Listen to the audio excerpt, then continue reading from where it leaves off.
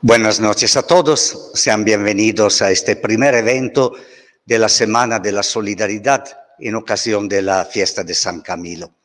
Con nosotros está Yolanda Zamora, amiga y colaboradora del Centro San Camilo AC.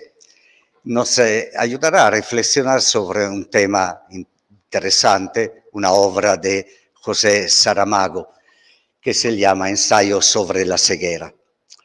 ¿Quién es Yolanda Zamora? Muchos ya la conocen, por lo menos la han escuchado. Por muchos años trabajó en el sistema de radiodifusión del estado de Jalisco a las 8 y 9 de la mañana con un programa que tuvo mucho éxito.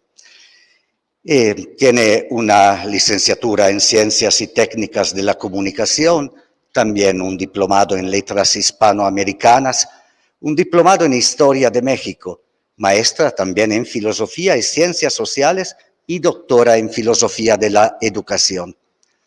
Además de haber trabajado por el sistema de radio y televisión del sistema jalisciense, también produjo muchos artículos y también ha realizado algunos reportajes a nivel local, nacional e internacional por diferentes medios. Como escritora ha publicado libros de cuentos y poesía. Nosotros también estamos orgullosos que es colaboradora del centro y escritora de nuestra pequeña revista Vida y Salud. José Saramago, me permito de decir dos palabras también para introducir esta reflexión que nos ofrecerá Yolanda. En una de las últimas entrevistas antes de su muerte, José Saramago afirma: resumo todo mi sentir actual en dos palabras: estamos atrapados. No lo había dicho nunca antes, lo digo hoy por primera vez en mi vida y estoy muy consciente de que lo estoy diciendo. Estamos atrapados, no tenemos salida, no hay salida. Un discurso bastante preocupante y triste. Me parece, pero Yolanda podrá explicarlo mejor que yo, no solo una reflexión filosófica general, sino la manifestación de su experiencia personal y también de su camino literario. Atrapado entre su ateísmo, siempre confirmado, y su anhelo de algo diferente, de algo trascendente. En efecto, José Saramago ha reconocido públicamente que su ateísmo está impregnado de valores cristianos, enraizados en un humanismo muy vital, que lo han también llevado a denunciar la injusticia social y a luchar por causas justas. Confirma esta percepción que podemos tener con otro pensamiento. Dice: se necesita tener un altísimo grado de religiosidad para ser un ateo como yo. En el sentido etimológico dice: la religión es lo que une. Sabemos que estamos ligados al universo. Ahora bien, inferir que detrás de esta relación hay una causa primera, Dios, me parece, dice, una afirmación gratuita, sin base científica, pero añade después este deseo que tiene él de bondad, habla de santidad. Dice: lo que no puedo aceptar es que la vida humana tiene que ser lo que de hecho es. Por el hecho de ser ateo, no puedo decir que la religión no me interesa. Si no fuera por este interés, no hubiera escrito el Evangelio según Jesucristo. Atrapado, dice él, y tal vez incoherente, sin embargo siempre lúcido y profundo.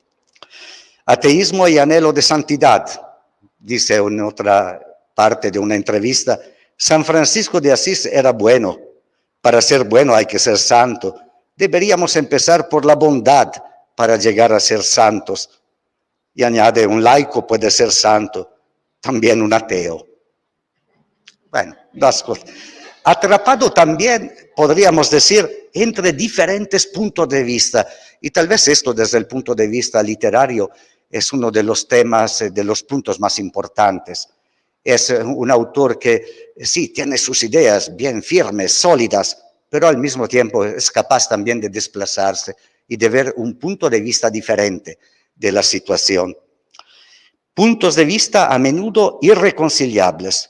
Dice, yo escribí en algún lugar lo que el lobo le dijo a San Francisco: puedes llamarme hermano, pero no me pidas que llame hermana a la oveja. Es la otra perspectiva, dice, la del lobo.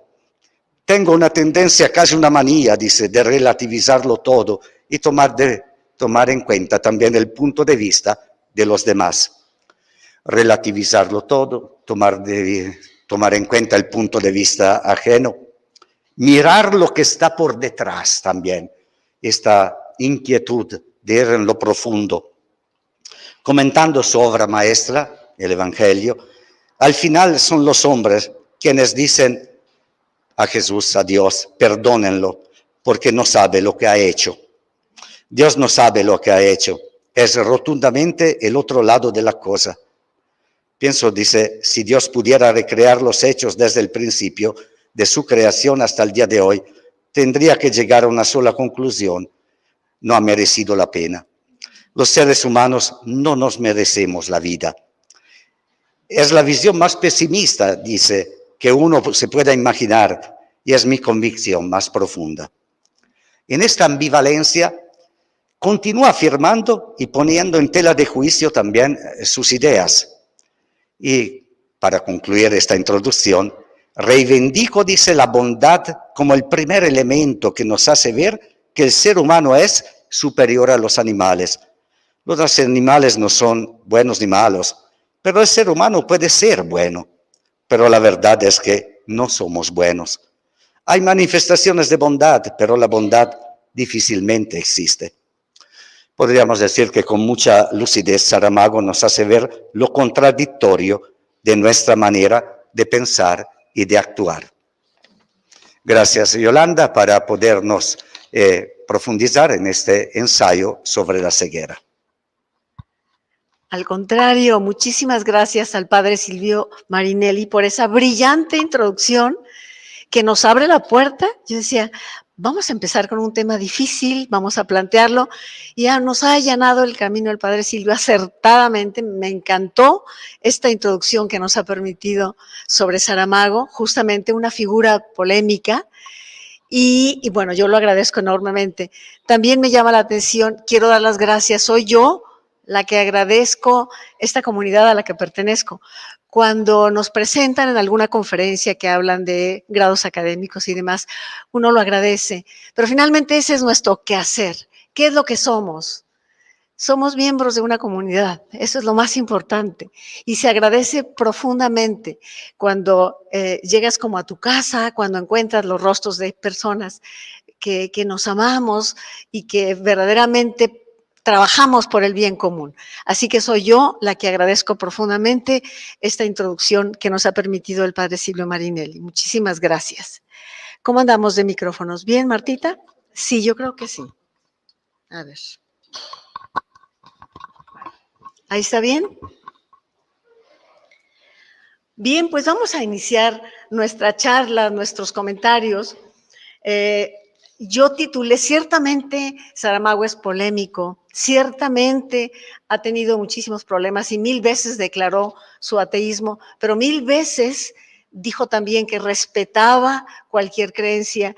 Me tocó escucharlo, me tocó entrevistarlo en la Feria Internacional del Libro alguna vez, y él decía, mi literatura no sería la misma porque yo fui educado con toda esa herencia judeocristiana y mi literatura sería diferente. Cuando escribo Los rostros de Jesús en la literatura, mi libro de ensayo, este fue el capítulo más polémico. Y en general vamos a ver de qué manera la espiritualidad entra a escena en la obra de Saramago. Por momentos, ahora que estamos recordando y celebrando, me encanta el verbo celebrar, a San Camilo, pues de pronto pienso que Saramago participaría perfectamente de esta celebración que habla del prójimo y que habla del mirar al prójimo o decidir viendo, no mirar o no ver. Que bueno, de todo esto hablaremos en nuestra charla de hoy. Bienvenidos todos, bienvenidos quienes nos siguen digitalmente también, muchas gracias por ello. Entonces decidí tomar el libro Ensayo sobre la ceguera, que es uno de sus libros más prestigiados, llamémosle así, más polémicos también, pero yo titulé la ponencia de hoy, De la ceguera a la mirada contemplativa. no deja de ser también polémico. Más de alguien de mis compañeros en filosofía decía, no es posible que vayas a pensar en, sí es posible que vayas a pensar en esa transición de la ceguera en la cual caemos todos a la mirada contemplativa, que ya veremos en qué consiste. Ensayo sobre la ceguera. Tenemos entonces nuestra primera diapositiva. Vamos a auxiliarnos un poquito de algunas diapositivas en PowerPoint para que esto sea más sencillo. ¿Cuál es el objetivo de nuestra charla de hoy? Principalmente, como lo dice aquí, desprender de la gran metáfora visionaria que propone la novela Ensayo sobre la ceguera, una reflexión crítica del autor hacia una sociedad inmersa en la lógica del poder y el dinero, sumergida en un letargo, en un individualismo, hombres ciegos que se mueven como autómatas, siguiendo las líneas que les están marcando, sin cuestionarlas, y que obedecen órdenes. Y yo me pregunto, ¿puede una pandemia motivarnos al cambio? ¿Por qué? Bueno, Ensayo sobre la ceguera fue publicado en 1982. 40 años de distancia, y Saramago nos presenta un libro con una pandemia que revolucionó la historia en la novela. Y resuelve de una manera muy inteligente. Vamos a revisar algunos aspectos de este libro entonces, pero Ensayo sobre la ceguera, al leerlo, puede ser incómodo, puede ser difícil, puede ser doloroso, diría yo, siendo una novela excepcional. Pero es un espejo literario que refleja la realidad que vivimos y que ha sido más patente aún en estas primeras décadas del siglo XXI. Yo debo confesar que con esto de la pandemia, de pronto yo pensé que ciertamente era la pauta dolorosa, pero era la pauta para que nuestra sociedad y el mundo en general cambiáramos. Más de alguien me dijo alguna vez, eso es idealismo, eso es una... No, de verdad creí que podría ser el principio de un cambio. Sigo pensándolo, pero ya muy en el fondo, porque de pronto sucede que vemos que a la primera provocación volvemos a lo mismo. Ojalá me equivoque. Además, matizo esto, no todos. Afortunadamente, hay quien acepte esta posibilidad de cambio. Así que ese es el tema principalmente.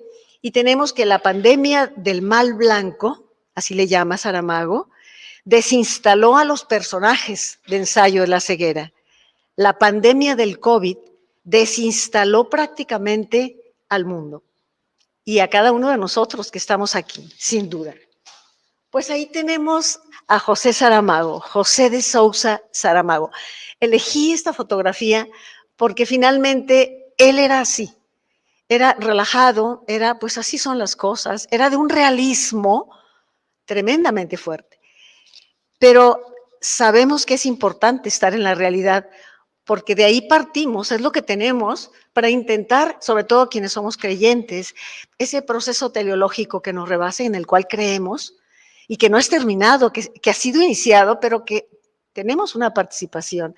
Entonces, es importante estar en la realidad. Y muchas veces la ficción, como esta novela, lo que hace es darnos un espejo de lo que es la realidad actual. Escritor, novelista, ensayista, aquí lo vemos, periodista, poeta, dramaturgo, y yo agregaría provocador también. Creo que le funcionaba y tenía todos los elementos para hacerlo. Siguiendo con el perfil, Premio Nobel de Literatura 1998. Esto fue algo muy importante para él porque anteriormente al premio no se leía tanto. Ustedes saben cómo funciona un premio Nobel y cómo al consensarlo a nivel mundial, pues es un salto muy importante. Así que cuando vino a Guadalajara ya en la FIL, ya venía como premio Nobel y fue sumamente interesante escucharlo y comentarlo. Vino a presentar otro libro que se llama Las intermitencias de la muerte. Bueno, antes de seguir, porque nos está indicando nuestra compañera Marta en controles de la señal en línea, todos los que nos están siguiendo sean bienvenidos también, perdonen mi omisión al inicio, muy acostumbrada a las actividades presenciales, pero les doy la bienvenida y pueden, por supuesto, a través de la señal, presentar sus preguntas, ¿no?, en el chat y las voy a recibir con muchísimo gusto hacia el final del programa. Bien, Estos son algunos de los libros de José Saramago. Tenemos varios de ellos y será muy importante darnos cuenta de lo variado que resulta. Tiene una novela que para mí es mi favorita y se llama Memorial del Convento, en donde trenza, por un lado, la historia, fundamentado en la historia, pero por otro lado, una historia de amor extraordinaria que trasciende de una manera impresionante. Y finalmente, el realismo mágico que también lo tienen en Europa, cuando menos así lo demuestra Saramago. Eso se llama Memorial del Convento.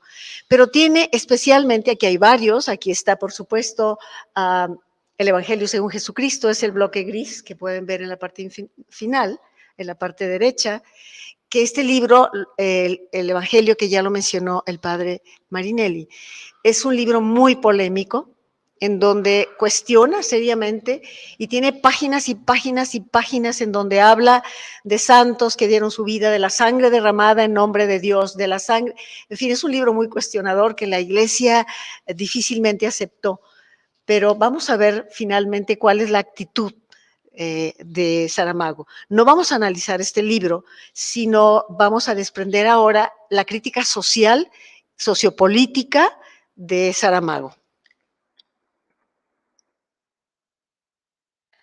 Vendría la pregunta que afortunadamente pues ya nos hizo el favor el padre Silvio de contestar de alguna forma, porque fue muy claro esto que nos mencionó. Saramago, en efecto, siempre albergó una concepción atea de la existencia. Y él llegó a decir, es que yo quisiera creer. Llegó a escribir, tiene varios libros que son autobiográficos, ¿no?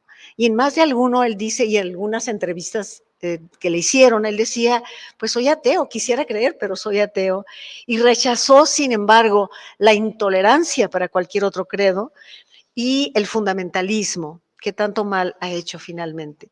Reconoció que sería difícil entender su literatura sin valorar el papel de la religión católica, por ejemplo. ¿Por qué? Porque él fue educado, él nace en Lanzarote, en Portugal, y fue educado en una familia cristiana, como tantos de nosotros. O sea, es toda una herencia cultural. Y soy un producto, dijo él, de la civilización cristiana. Sin Dios, mi literatura perdería todo sentido. Esa es una declaración de Saramago y pues es muy interesante ver cómo él se abre y finalmente ahí nos identificamos. Los seres humanos somos apertura y sabe escuchar y sabe observar y sabe respetar otras creencias desde la espiritualidad, agrego. La espiritualidad nos une, nos identifica y va más allá de asuntos confesionales, ¿no? Eso nos hermana. Voy a mencionar una trilogía muy especial de José Saramago. Vean qué interesante resulta estos 3 libros de sus últimos tiempos. La caverna, ensayo sobre la ceguera, que es el que hoy veremos, y ensayo sobre la lucidez. Estos 2 últimos tienen relación. En el primero, Saramago va a criticar el mercantilismo y cómo el mall, las grandes empresas llegan a un país y se instalan como trasplantes de otro país, hasta los archivos y todo lo demás que manejan son iguales, son verdaderos trasplantes de grupos empresariales y poderes fácticos de todo el mundo, que están ahí y que muchas veces ni siquiera nos percatamos de ello. Pero lo que sí van a ustedes a asimilar muy fácilmente es esta historia de un artesano en Portugal, un artesano que fabrica ollas de barro, igual aquí, nuestros tonaltecas, por ejemplo, o tlaquepaque, pero ustedes saben lo que ha pasado con nuestros artesanos. De pronto, ese jarrito hermosísimo, único, diseñado con barro de petatillo, con barro bandera, con toda esa variedad que tenemos de artesanía, resulta que de pronto ya no se vende porque llega una serie de vasijas de plástico y que valen 10 veces más baratas y que se hacen en serie y que vienen desde Oriente. ¿Para qué entrar en más detalles? Se han comido el mercado de esa pieza única que es la artesanía. Por ejemplo, pues el personaje principal de la caverna es un artesano. Tiene una hija que está esperando un hijo, y ahí vive el yerno también en una cabañita en el campo. Y entonces el yerno es guardia de uno de estos moles enorme, que en una parte son tiendas y tiendas y tiendas y tiendas, y en otras son departamentos para el personal, y todo el mundo ansía irse a vivir ahí como la máxima, el anhelo más grande para resolver su vida, que me acepte esa empresa y que yo llegue y forme parte de ello. Y entonces el personaje principal empieza a cuestionarlo. Se llama La Caverna, porque el cierre de la novela no lo voy a decir, pero es espectacular. Nos vamos a topar con la caverna, un símil de la caverna de Platón, pero visto desde la mercadotecnia, también es vendible. Dejo ahí solamente, pero afortunadamente esta novela sí tiene un tono maravillosamente redentor. Finalmente la familia unida, finalmente el yerno que dice, no vale nada si yo logro eso, quiero que esté mi hijo en contacto con la tierra, con el abuelo. Es una novela hermosísima, con un final espléndido, así que les recomiendo que lean la novela. Ensayo sobre la ceguera, critica básicamente la deshumanización y la falta de empatía y compasión. ¿Se fijan la espiritualidad camiliana que existe en esta figura, ¿no? Y básicamente se refiere al prójimo. Vamos a ver luego por qué. Y después de esto vendría ensayo sobre la lucidez. Si hizo un ensayo sobre la ceguera, pues aspirando a la lucidez, que en la opinión de Saramago significaría la capacidad y la altura moral que un pueblo puede alcanzar cuando está consciente y cuando se decide a hacer valer su libertad. Bueno, en este punto no podemos olvidar que para Aristóteles, hablo del siglo V antes de Cristo, Aristóteles decía que el ser humano se realizaba en tanto que era un ser político, pero no era político de partido, ni de colores, ni de hacer politiquerías, era el compromiso con su ciudad, con su polis. Saramago adopta esta parte y dice, el día que tengamos esa capacidad de respeto al Estado de Derecho, de aceptar, aunque no estemos de acuerdo, pues si está legitimado, de aceptar y participar y provocar el cambio si es necesario, pero siempre de acuerdo al respeto y la dignidad de los votantes en el caso de un sistema democrático. Vamos a ver, para no entrar con tanta solemnidad, quisiera compartirles ahora, echar un vistazo, y eso tiene que ver con el campo semántico de la ceguera, pero nosotros sí vamos a echar un vistazo hoy a la ceguera, ¿qué les parece?, en la literatura. Primero veremos que desde el mismo comienzo de la historia de la literatura pensemos qué serían la Ilíada, la Odisea, por ejemplo. Las personas ciegas han estado siempre referenciadas, siempre va a aparecer un ciego. Y ya sea como personajes, ahorita podemos pensar en el personaje de Homero, para empezar, se dice que era ciego, pero supo escuchar. Nuevamente otro verbo importante, saber escuchar, después de mirar y contemplar, escuchar. Y Homero supo escuchar la oralidad, porque la Ilíada y la Odisea fueron los poemas épicos más importantes del mundo griego que inauguran, son poemas fundacionales, pero al mismo tiempo abren la puerta de la oralidad, y la gente los contaba. Los rapsodas, que eran los poetas griegos, contaban oralmente y cantaban estas historias. Homero las escribe, o sea, no la inventa, la escribe. Existió la guerra de Troya, aunque es otro tema. Por supuesto, pregúntenle a Schlinder, que fue un alemán que buscó las raíces de la guerra de Troya, pero eso es otro asunto, tal vez en otra ocasión. Lo cierto es que también en la Ilíada aparece Criseas, que es un profeta, llamémosle sacerdote de Apolo, aparece también y era ciego. Tenemos en el mundo hebreo, claro, lo saben ustedes perfectamente, pues el ciego de nacimiento, que aparece en Marcos, ¿no? Capítulo 10 de Marcos. Y maestro, que yo pueda ver, que yo pueda ver. Es que esta frase a mí me pareció maravillosa para subrayarla hoy. Yo diría, y todos deberíamos decir, que yo pueda ver, porque a veces la ceguera no es una herencia fisiológica o no es solo un accidente, es una volición, es decir, un acto de voluntad, y a veces decidimos no ver porque nos incomoda o porque nos compromete o porque mirar y darnos cuenta nos obliga a ser testigos de una realidad difícil. Tiresias, otro anciano ciego que aparece en las leyendas tebanas, por ejemplo, Edipo Rey, esta obra extraordinaria de Eurípides, que compuso como 70 tragedias, se quedan de él 19, entre otros las troyanas, por ejemplo, o Medea, o Edipo Rey. Error mío, Edipo Rey es de Sófocles, otro gran dramaturgo griego. Sófocles, Eurípides, y Edipo Rey era pues un rey tebano. No voy a entrar tampoco en esto, sino que hacia el final de la obra, Edipo Rey, cuando se ve víctima del destino, porque los griegos aceptan el destino sin libertad, es decir, por más que trates de impedirlo, va a pasar lo que el oráculo predijo. Entonces Edipo Rey se saca los ojos para ver mejor.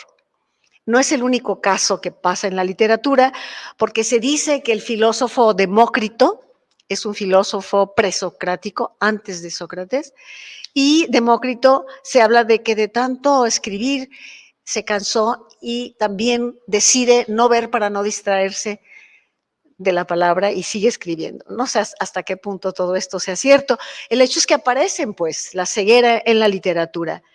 Ya hablando de épocas contemporáneas, o más o menos, John Milton, el que hizo, ustedes conocen por supuesto, El Paraíso Perdido de John Milton, él se saca los ojos para ver mejor la verdad. No, dije que este era Edipo.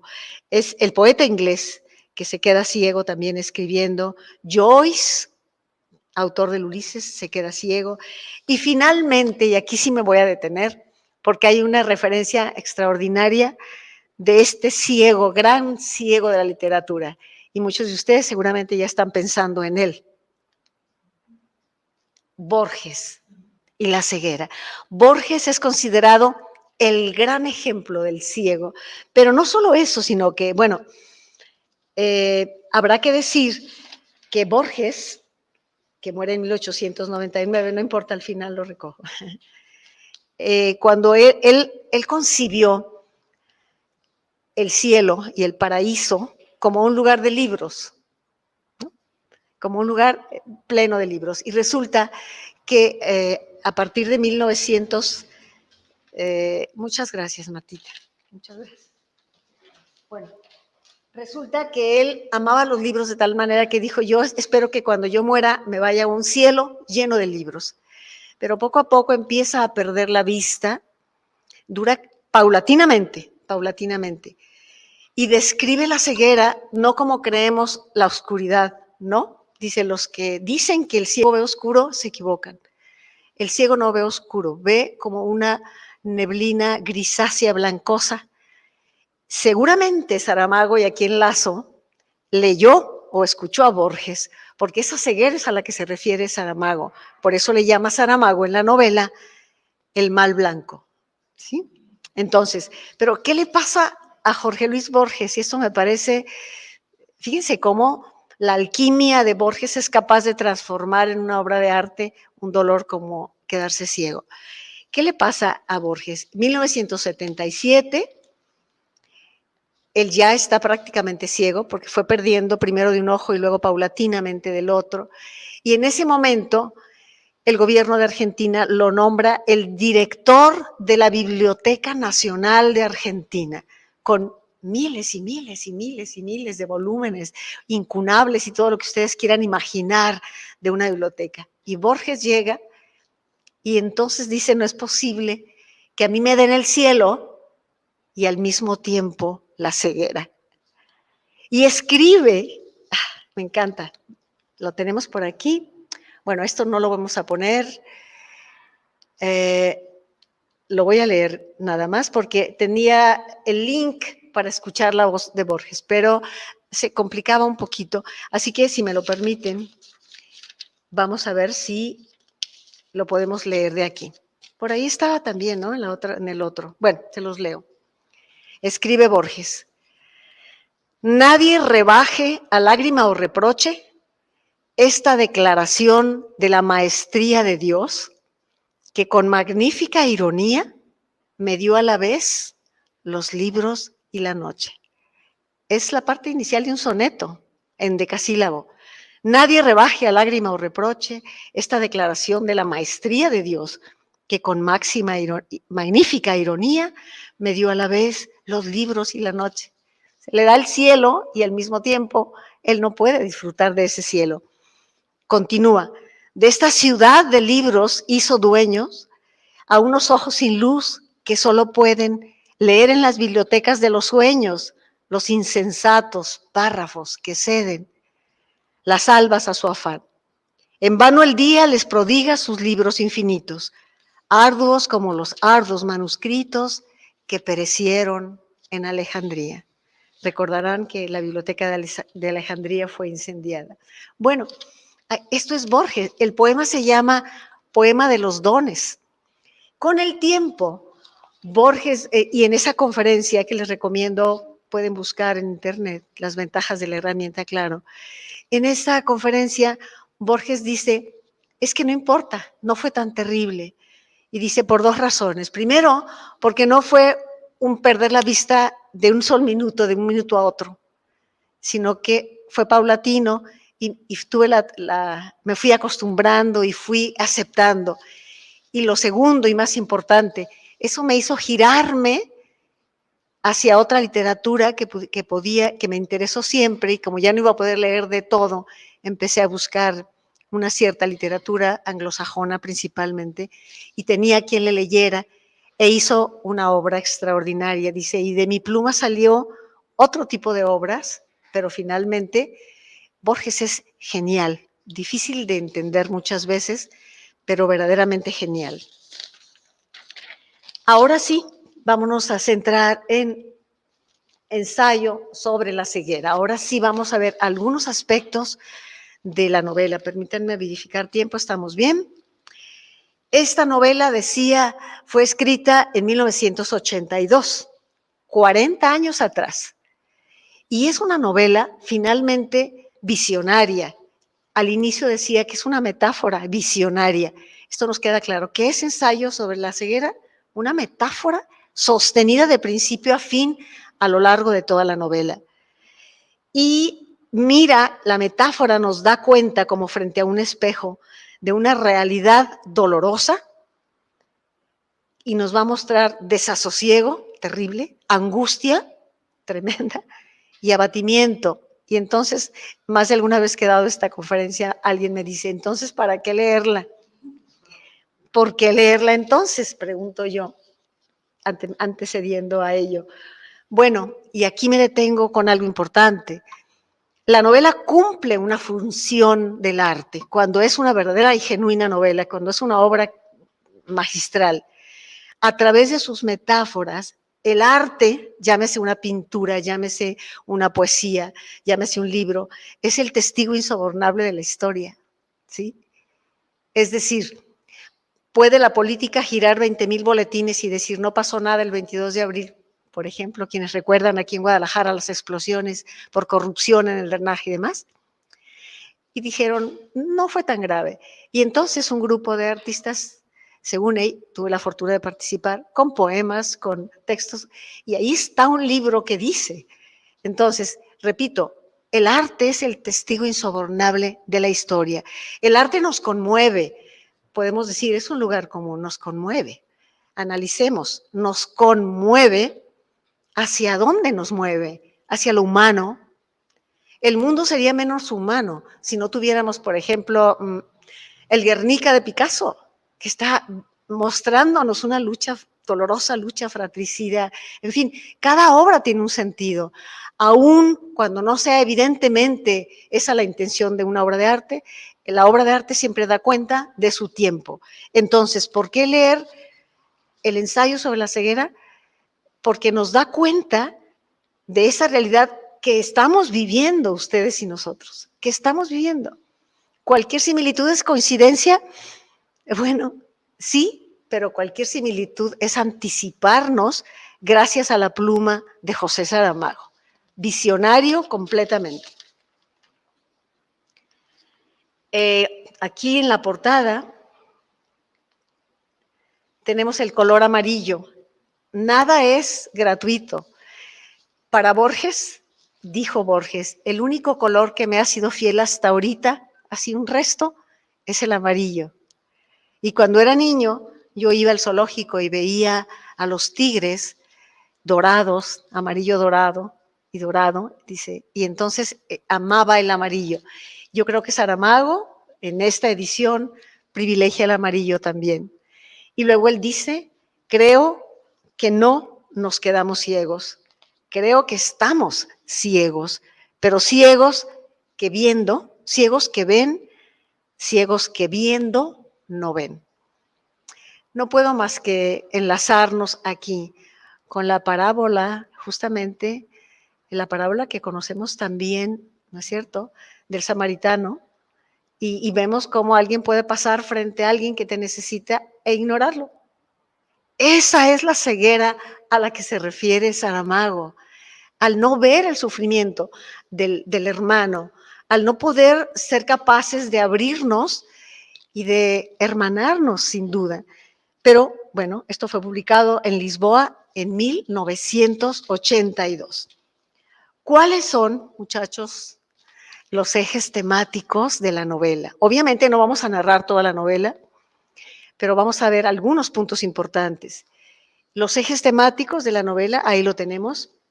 Ceguera, por supuesto, como metáfora, sociedad y deshumanización. 3 palabras generadoras. Recuerden que una novela, y de la riqueza de Ensayo de la ceguera, una novela en tanto permite interpretaciones diversas, es más rica aún. Estas interpretaciones que les comparto son de su servidora. Pueden estar o no de acuerdo. Yo se las propongo, pero cuando ustedes la lean o quienes las han leído me podrán decir si están de acuerdo o tienen otra interpretación. La literatura es así, no es un documento histórico, es ficción, pero es ficción enraizada en nuestra naturaleza y en la realidad sobre todo. ¿Cuál realidad? ¿La de 1980? Podría ser, empezando a generarse, pero principalmente la realidad de estos últimos 3 años que hemos vivido nosotros. Vamos a ver por qué. ¿Cuál es la característica de la narrativa de Saramago? Lo primero que habrá que recordar, quienes ya han leído alguna obra de Saramago, es que él es arbitrario, entre comillas. ¿Qué es arbitrario?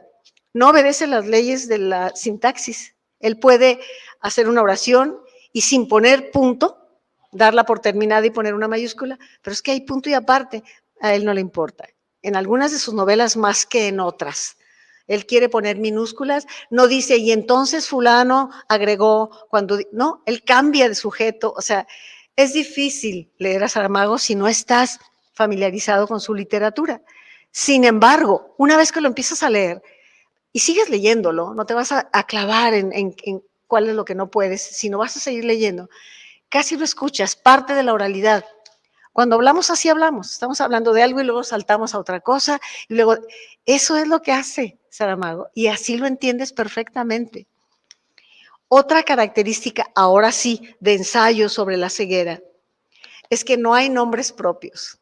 Fíjense, no dice la señora se llamaba así, o el señor se llamaba de esta manera, el personaje, en esta novela, en las otras sí. En esta novela, ¿qué es lo que nos quiere decir en relación con esto? Pues nos quiere decir que no importa el nombre, no es tan importante el nombre como finalmente en la actualidad se define a las personas por su quehacer, pero es una crítica. A ver, si alguien te dice, ¿cuánto tienes, cuánto vales? Es una persona que cree que la gente se define por lo que tiene. Y todos los que estamos aquí, y muchísima gente ya superó ese nivel, dice, no, no, no. El tener o ser, no vale la pena. Para nosotros estoy segura de que coincidimos ahí. Pero hay un segundo nivel que es tu quehacer o ser. Entonces te dicen, tal persona es político, entonces, o tal persona es millonario, o tal persona ¿no es cierto? Entonces, aquí lo que hace Saramago es decir, ni siquiera da cuenta del nombre de la persona, porque él le va a llamar la esposa del doctor, el taxista, el dependiente, que son oficios cotidianos. Le va a llamar así, pero va a ser un llamado a que podamos ver qué define al ser humano. Al ser humano lo define su ser, y esto lo vamos a ver también con más detalle. Pero bueno, ya veíamos como matices estilísticos esa metáfora que sostiene hasta el final. Luego veremos retomaré esto de los nombres. Y si ya vimos un poco de la literatura, permítanme una pasadita, aunque sea de antropología. Muy sencillo, no nos metemos en Honduras. ¿Qué concepto de hombre subyace en la novela? O sea, ¿qué concepto de hombre? Así como decimos, ¿cuál es la antropología en la Biblia? ¿No? El hombre, criatura que viene de Dios, creación de Dios, en fin. ¿Qué criaturas? Esa es la antropología. ¿Qué criatura propone finalmente, sin decirlo, en la novela Ensayo sobre la ceguera? Para algunos, sobre todo cuando los enfermos de ceguera son aislados en un manicomio, que lo vamos a ver ahorita, y que se empiezan a comer unos a otros y empiezan a abusar, y es una sordidez terrible. Ahí está proponiendo Saramago, dando cuenta de Homo hominis lupus, es decir, el hombre es lobo del hombre. Esta frase se repite mucho y se le adjudica a Hobbes. El hombre lobo del hombre, y por lo tanto necesita a alguien que le esté marcando la autoridad. Pero no es cierto, el primero que lo dijo fue Plauto, un poeta latino, y después se retomó. Otro caso, el hombre vulnerable por su circunstancia. ¿Quién de nosotros puede decir que se salvó de los problemas o de la enfermedad misma o del dolor que nos produjo la pandemia? Esa es una circunstancia. A veces eres capaz de cambiar tu circunstancia, otras veces no. Entonces, Ortega dice el hombre y su circunstancia. Un tercer filósofo, creador del existencialismo, padre del existencialismo, dice Kierkegaard, danés, el hombre lanzado a la existencia y por lo tanto a la angustia de vivir. Lo da por hecho. Eso es, de ahí se va a derivar otros filósofos como Jean-Paul Sartre o Albert Camus, los existencialistas, ¿no? Y finalmente, y esto me parece un detalle importantísimo, porque quiero enfatizarla, Simone Weil es una filósofa contemporánea del existencialismo, pero ella supone que el hombre es tan vulnerable que está expuesto a la desdicha. Es el gran mal de la humanidad, la desdicha. Incluso ella es católica, llega a decir, Jesús fue un desdichado. Y luego da soluciones, pero la desdicha es esa fuerza. Entonces, son algunos filósofos en los cuales Saramago pudo haber pensado, o aún sin saberlo, están representados. Esta es una interpretación subrayo de su servidor. Vámonos a algo todavía más sencillo, al principio de la novela. Quizá muchos de ustedes y quienes nos están recibiendo en línea hayan leído ya la novela, no lo sé, pero la novela en la primera página, empiezas a leerla y te quedas impresionada porque nos da el tono de la civilización actual. ¿Quién de ustedes que maneja no ha estado en un congestionamiento de tránsito que dura horas y que los claxon están tocando y que te gritan y que... Esa es la primera página de la novela Ensayo sobre la ceguera. Un hombre va conduciendo, primera página, un hombre conduciendo un automóvil, está frente a un semáforo en rojo. El semáforo prende a verde y entonces todo mundo, ron, ron, como si quisieran echarles encima a los automóviles y le pitan y él de pronto se da cuenta de que no ve. Instantáneamente no ve, busca sus manos, no las ve. Los automovilistas lo presionan, le gritan, le suenan el claxon, le urgen con los motores y entonces él grita, estoy ciego. Es el primer contagiado de ceguera. Saramago no va a explicar de dónde viene la ceguera, No hay vacunas ni intentos de saber qué lo propició, si fue, que si en un laboratorio, que si fue, etcétera, etcétera, etcétera, etcétera. Saramago no da cuenta de esto, da cuenta del primer que está contagiado, el primer contagiado. Y entonces alguien, un samaritano, entre comillas, se baja y le ayuda, le dice, ahorita lo llevo a mi casa, por favor. Dice, lo lleva, le dice dónde vive, maneja su carro, lo lleva, y uno dice, bueno, pero entonces se va en el carro del otro, lo deja en su casa y se roba el carro. Y él llega con su mujer y luego le dice, pues vamos al oculista, llegan al oculista, con el oculista hay un niño estrábico que va con su cita normal, hay una muchacha con gafas, hay varias personas, y él llega, le hacen los análisis, no tiene nada, no hay mácula en sus ojos, pero no ve, y no ve, y entonces le dice, esperemos a ver qué pasa en 2, 3 días, pero al día siguiente es el oculista el contagiado, es el niño contagiado, y empieza la pandemia a expandirse por toda la ciudad, en este caso, no menciona que sea el mundo, ¿no? Pero o toda la región, si quieren. Y entonces empieza la pandemia cada vez mayor y mayor y mayor, contagiosísima. Nadie sabe de dónde, nadie sabe qué es lo que va a pasar. Ahí tenemos el primer caso de una ceguera blanca, y se extiende de manera fulminante, nos tenemos por aquí, y finalmente la voluntad va dejando a las personas en la voluntad de sobrevivir. De pronto son tantos que ya ni siquiera te ayuda a nadie la voluntad de sobrevivir, excepto el médico, y ahorita les platico por qué. Y las autoridades sanitarias deciden aislar a todos los contagiados. Entre más contagiados, pues los van aislando, pretendiendo frenar lo que no podían frenar, pero los van aislando. Decíamos, al conductor, al oculista, la esposa del oculista, la dama de los lentes, el niño de estrabismo, el policía, el dependiente de la farmacia. Y nos hacíamos la pregunta, ¿qué te define? ¿Tu tener, tu quehacer o tu ser? Por supuesto, vales y tu dignidad está en que eres, tu ser, eres. La dignidad está, no necesitas más que existir como seres humanos y eso es lo que da la dignidad. Bueno, ensayo sobre la ceguera, decíamos, la podemos considerar entonces como una ficción parabólica. El género parabólico, como las parábolas que conocemos, implica un aprendizaje, implica una lección. Y el autor nos alerta sobre el tener ojos cuando mucha gente ha perdido la mirada o ha perdido los ojos, ¿no? Entonces, aquí vamos a tener un caso muy especial, pero lo que hace Saramago es invitarnos a recuperar la mirada del prójimo, bueno, y a su inalienable dignidad del ser, de recuperar la lucidez. Esas son las propuestas de Saramago. Y para lograrlo, aquí viene lo terrible, Saramago no tiene escrúpulo alguno en ponernos en contacto con lo más sórdido que puede ocurrir. ¿De qué manera? La novela continúa, los infectados son llevados a un manicomio que estaba abandonado, pero un manicomio. La otra opción era un cuartel, pero decidieron al manicomio. Entonces ahí los van hacinando a todos, muchísimos.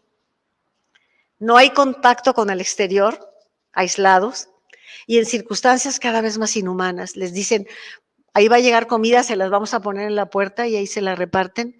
No hay contacto, si alguien se enferma de cualquier otra cosa, no hay doctores, no hay medicina, no hay nada. Hay unas letrinas terribles, no hay quien les asista, no hay nada.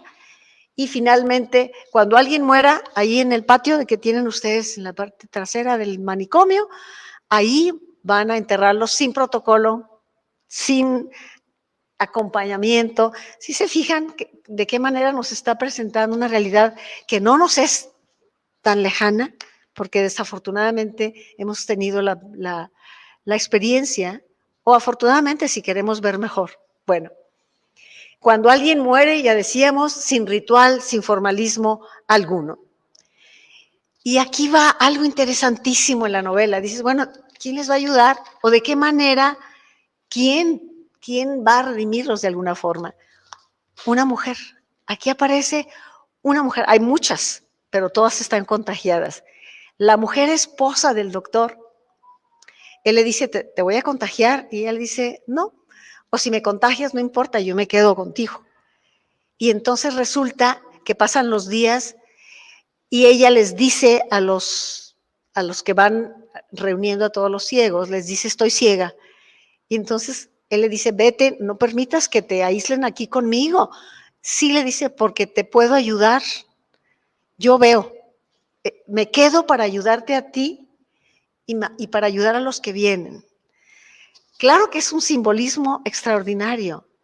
¿Se refiere necesariamente a una mujer? Por una parte, sí, porque estamos viendo el importantísimo papel que tiene la mujer en el siglo XXI, que siempre ha tenido. El sí a la vida, hay que subrayarlo, el sí a la vida de una mujer o de la mujer en general. Edith Stein habla de que la mujer está totalmente biofílica, o sea, ama la vida, ama el crecimiento, las profesiones que tienen que ver con curar, la enfermería, el llevar un hijo en las entrañas, todo eso es pro vida. Y generalmente, con excepciones, finalmente el hombre es más conquistador, es más, renueva la naturaleza, se la acaba también, poder, lógica, dinero, conquista. Esto ha sido así culturalmente. Pero yo decía, matizo mi apreciación, yo decía que sí, por una parte, sí es importante el papel de la mujer, lo estamos viendo, lo estamos viviendo, pero por otra, él habla de la actitud. Habrá hombres, los hay, con la actitud maravillosa del amor a la vida. Diríamos, ¿una actitud femenina? Sí. Los hombres, nosotros, todas y todos, tenemos orientación en ambos campos. Y hay quien privilegia la capacidad de dar, de amar, de entregarte, en fin, todo lo que sabemos que significa el idealismo femenino, porque también hay, en el género se cuecen habas de todo. Pero aquí Saramago toma la actitud de la mujer a favor de la vida para poner a una mujer en medio de estos contagiados y encerrarla ahí mismo en ese manicomio. Y dicen, esto es una locura, dice el doctor. Y ella dice, sí, estamos en un manicomio.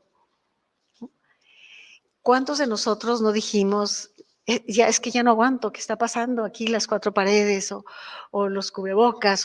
Y sigue pasando, lo sabemos, hay que tener cuidado, por cierto. Pero finalmente, esa capacidad de reunirnos, de estar comunicados, de apertura, de amor, de encuentro, de llegar y mirarnos a los ojos, créanme, porque, bueno, uno ha estado en diferentes, a veces uno se fascina, confieso, se fascina con la cultura, pero te das cuenta un día, te fascinas con el prójimo, ¿me explico? Más de alguien dirá, eso es romanticismo o utopía. No, sabemos que no, hay elementos, pero bueno. Y le dice ella, me quedo aquí para ayudarte y a los otros que vengan. Y lo que narra después Saramago es sórdido. Difícilmente yo utilizo ese adjetivo porque me golpea. Sórdido es completamente inhumano, completamente deshumanizado. Lo que puedan imaginar que pasa en un manicomio en donde algunos ciegos empoderados de la comida, por ejemplo, satanizan, exigen, abusan, y se da ese lobo comiéndose al hombre, ese ser humano comiéndose porque todo lo que quiere es sobresalir, ciegos aún. O sea, es terrible leerlo. Cuando yo leí la primera vez esta novela dije, nunca la vuelvo a volver a leer, no la volveré a leer. Pero cuando me la han pedido para una charla, por ejemplo, como esta, y la he dado en otras ocasiones, vuelvo a leerla para poderla analizar y cada vez encuentro más dolor por una parte, pero uno termina por no tenerle miedo al dolor, a la realidad, pero sí te coloca en esa realidad tan importante, situarnos porque es lo que tenemos y es de ahí partimos para llegar al anhelo perfecto que quisiéramos, ¿no? Bueno, termina la novela. No les voy a narrar exactamente el final, pero aquí hay una parte poética, si es que se puede decir. La llovizna.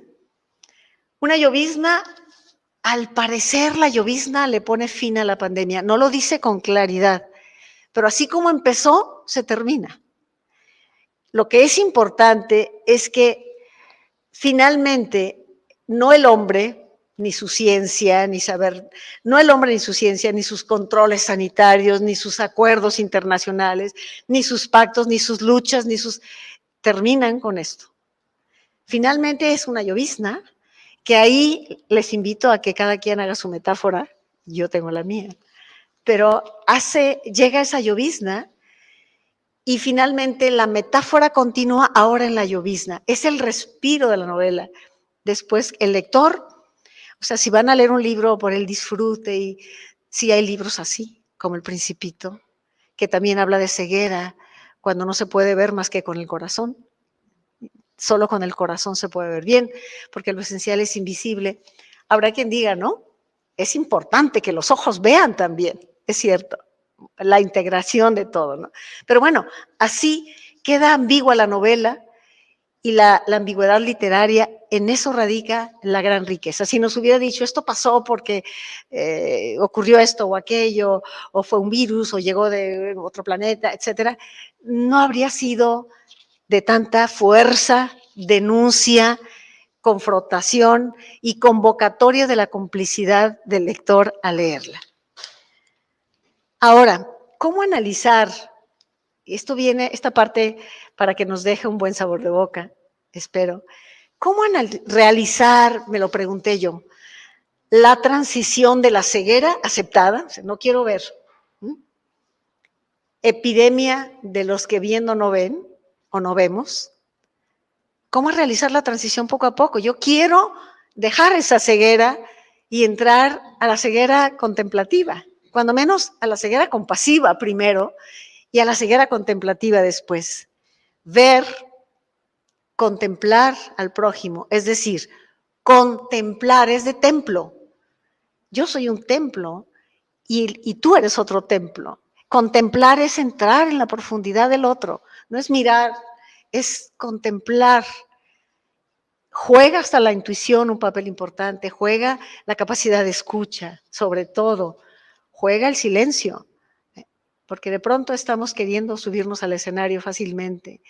Entonces, pues estos son los pasos que podrían finalmente acercarnos, después de mirarnos, después de escucharnos, más allá del ego personal y del individualismo, intentar cambiar juntos lo que sea necesario cambiar. Aquí no damos recetas ni mucho menos, pero es primero la voluntad de ver al prójimo, de ver, de escuchar, de ayudar, y no de manera vertical. Ya esto se ha dicho hasta el cansancio, lo hemos comentado tantas veces con personas tan autorizadas y con mucho detalle, pero lo que sea necesario cambiar buscando el bien de todos.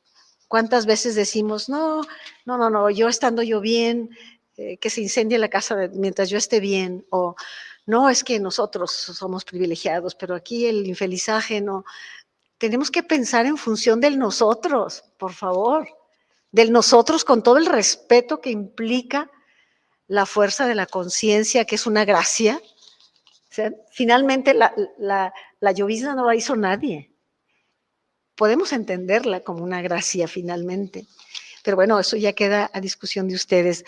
Lo que sí cerramos con una frase que a mí me encanta escuchar y que más de alguno de nosotros, cuando hemos estado angustiados o tristes o con problemas, ¿quién de nosotros escapa a los problemas? O agobiados, qué sé yo, y dices, es que casi, ya no puedo más. Y entonces viene la frase, cuando la noche está más oscura, es el momento en que el día despunta. Y si creemos en la luz, si creemos en un proceso teleológico que nos conduce, demos los pasos aquí y ahora en este presente para acercarnos y para poner. Nadie es sustituible, nadie de nosotros es sustituible. Si queremos dar el paso de la ceguera aceptada, cómoda, a lo mejor, no sé, a la capacidad de mirar, a la mirada contemplativa, es cuestión también de voluntad. Entonces, cuando la noche está más oscura, es el momento en el que el día despunta. Gracias por estar con nosotros esta noche. Y allí al fondo, la justicia, la libertad, y en un Saramago cuestionándose, quise aterrizarlo, y Saramago sin duda no sé qué pensará qué pensaría de estas interpretaciones. Pero lo que sí quisiéramos, ustedes tienen la palabra, sus preguntas, sus comentarios o sus reclamos son bienvenidos. ¿De acuerdo? Gracias. Gracias.